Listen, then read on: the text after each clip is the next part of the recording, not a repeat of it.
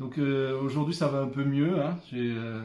On sent que vous avez repris du poil de la bête. J'ai repris du poil de la bête. Ouais.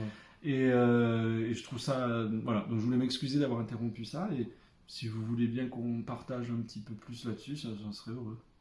Bah écoutez, c'est comme vous voulez. Après, moi, que vous dire Bah justement, cet état traumatique dont vous parliez.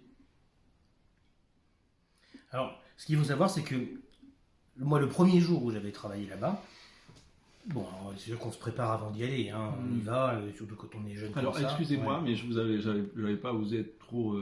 mais comment vous avez eu... C'était une envie, c'était un hasard? Qu'est-ce qui vous a amené là? Parce que c'est pas courant de se retrouver à travailler... Alors, déjà, ce qu'il faut savoir, c'est que ceux qui travaillent l'été, comme ça, en job d'été, parce que c'est un job d'été d'étudiant, hein, dans à l'hôpital, mais c'est les fils, c'est les enfants de personnel. Et vous étiez vous-même en faculté de médecine? Bah, je venais de me faire jarter, surtout. Mais oui, j'y étais avant. Mais ça n'a pas trop de liens, en fait. Parce qu'en fait, on peut être à la fac de médecine et ne pas travailler à l'hôpital. C'est vraiment surtout les enfants du personnel de l'hôpital. Et moi, mes parents, non. Mais mon beau-père, à l'époque, enfin, le second mari de ma mère, travaillait à l'hôpital. Il était chirurgien, ORL. Et du coup... Il vous a infiltré là-dedans? Bah, c'est surtout que, oui, du coup, on envoyait son dossier, puis du coup, on avait une chance d'être sélectionné. Et moi, j'avais déjà travaillé l'été d'avant au service d'hématologie. Alors, c'était garçon. Des gens qui font des hématomes? Pas du tout. Non, non, ça vient de hématologie, donc c'est les maladies du sang. Hein. Ah oui, c'est ça.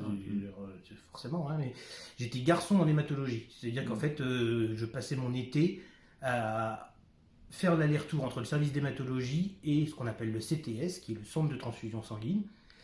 Et donc, du coup, je traversais tous les couloirs très longs, des grands couloirs, des sous-sols comme ça, avec des poches de sang et surtout des poches de chimio, parce que du coup, j'allais chercher les poches. Vous étiez une sorte de messager.